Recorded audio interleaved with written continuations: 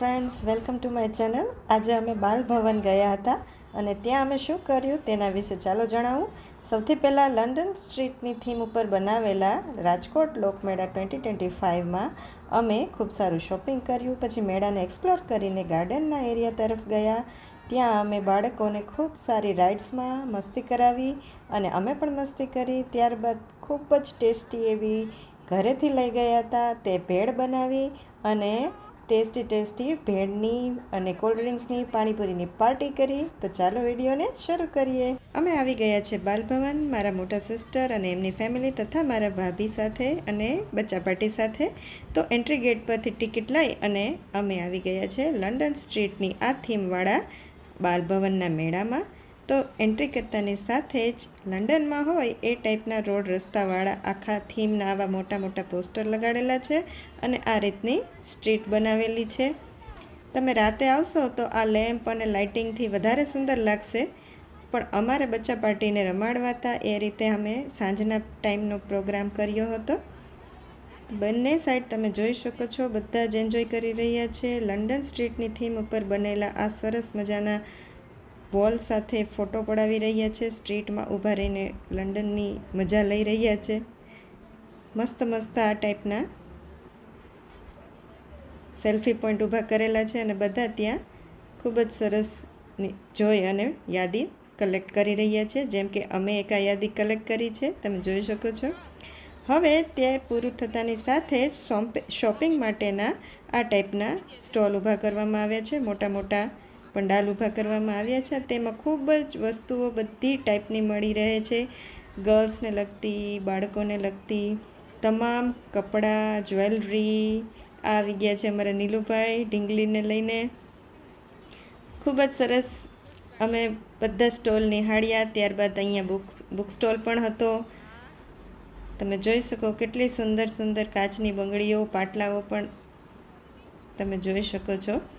ખૂબ જ સરસ દરેક સ્ટોલમાં દરેકને અનુકૂળ આવે એ ટાઈપની ઘણી બધી વસ્તુઓ જોવાલાયક છે. તમે એકવાર તો આ મેળામાં વિઝિટ કરી અને આ બધી વસ્તુઓ સ્ટોલનો આનંદ લઈ શકો છો. બાળકોને ગમતી વસ્તુઓના પણ ઘણા સ્ટોલ હોય જ છે, કારણ કે બાળકોને તો આ મેળાઓ મેઇન અટ્રેક્શનનું સાધન હોય છે. તો અમે બધા સ્ટોલને પસાર કરતાની સાથે થોડા અંદર આવ્યા તો આ ટાઈપની રાઈટ હેન્ડ સાઈડ ઉપર રાઇડ્સ હતી. ત્યાં અમે થોડાક બેઠા અને થોડી શોપિંગ કરી ગર્લ્સે.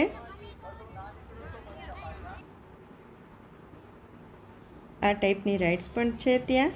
અને કટક બટક એટલે કે પેટ પૂજા માટેના સ્ટોલ પણ છે, જે ટુરિસ્ટ અને વિઝિટર્સની રાહ જોઈ રહ્યા છે. કારણ કે હજી સાંજનો સમય એકદમ નથી થયો એટલે ભીડ ઓછી છે. જેમ રાત પડશે તેમ ત્યાં વધારે ગળદી થશે. અમે આ બધું જ પસાર કરી અને હવે એન્ટ્રી લઈશું ગાર્ડન એરિયા તરફ. આ ગાર્ડન એરિયા છે, ત્યાં અમે આ બધો તમે જોઈ શકો છો હાથમાં સામાન લઈને જાય છે. તેની અમે ભેળ બનાવવા માટેનો સામાન ભેગો લઈ લીધો છે. તો ચાલો આ પુલ ઉપરથી અમે ઉતરી અને અંદર આવી ગયા છે. ત્યાં જાતાની સાથે જ એક મસ્ત પાનનો સ્ટોલ પણ અમે જોયો અને હવે અમે એન્ટ્રી કરી રહ્યા છીએ બાળકોના પ્લેગ્રાઉન્ડ તરફ. તો તેમાં બાળકોને અમે ખૂબ એન્જોય કરાવ્યું, રમાડ્યું. તમે જોઈ શકો છો કેટલી બધી રાઇડ્સ છે. ત્યાં અમે જૂની યાદો પણ યાદ કરી રહ્યા છીએ, કારણ કે અમે ઘણી વખત રાજકોટના તમે હો તો તમે ઘણી વખત આ બાલભવનમાં બાળકોને લઈને આવી જ ચૂક્યા હોય છે. આ બુટઘર તો તમને યાદ જ હશે, જે બાલભવનની ખાસ પહેચાન છે. પાછળ તમે કપ રકાબી જોઈ શકો છો અને આ વર્ધન છે જે કછુઆ ઉપર ઊભો છે અને એન્જોય કરી રહ્યો છે. બધી જ રાઇડ્સમાં ખૂબ બધાએ એન્જોય કર્યું. અમે બધાએ મસ્ત ફોટોઝ ક્લિક કરાવ્યા અને ખૂબ એન્જોય કર્યું. આ ઢીંગલીને પણ ખૂબ જ મજા આવી ગઈ હતી. તો હવે આગળ વધીએ અને આ છે અમારો સામાન અમારી પાર્ટીનો, જે અમે લઈને ચાલીને અહીં સુધી આવ્યા છે. આ પોપકોર્નનું સેન્ટર છે અને આ છે બાલભવનની ટ્રેનનું એન્ટ્રી. હવે અમે પાર્ટી માટે ભેળ માટેની બધી તૈયારી કરી રહ્યા છીએ. ડુંગળી, ટામેટાં, લીંબુ બધું અમે લઈ આવ્યા છે. એકચ્યુઅલી આ પાર્ટી મારા મોટા સિસ્ટર તરફથી છે. બધી જ સગવડ અને બધી જ તૈયારી એણે કરી હતી. અમે બધા સાથે એન્જોય કરવા જ ગયા હતા.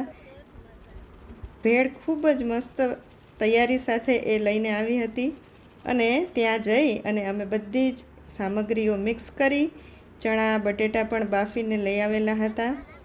તમે જોઈ શકો છો ડુંગળી ટમેટાને સુધારી અને એમાં મસ્ત એવી આમલીની ચટણી એડ કરી અને આમલીનું પાણી જેને આપણે કહીએ છીએ, જેના વગર ભેળ અધૂરી જ હોય છે, મોઢામાં પાણી આવી જાય એવી આ ભેળ હતી. તો ચાલો ભેળને બેન મિક્સ કરે છે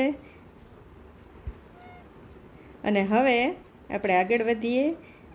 બાફેલા બટેટા અને ચણામાં એડ કરી છે અમે ગોરધનભાઈની લીલી ચટણી, જે ખૂબ જ ટેસ્ટી લાગી રહી. એકવાર તમે એવું જરૂર ટ્રાય કરજો.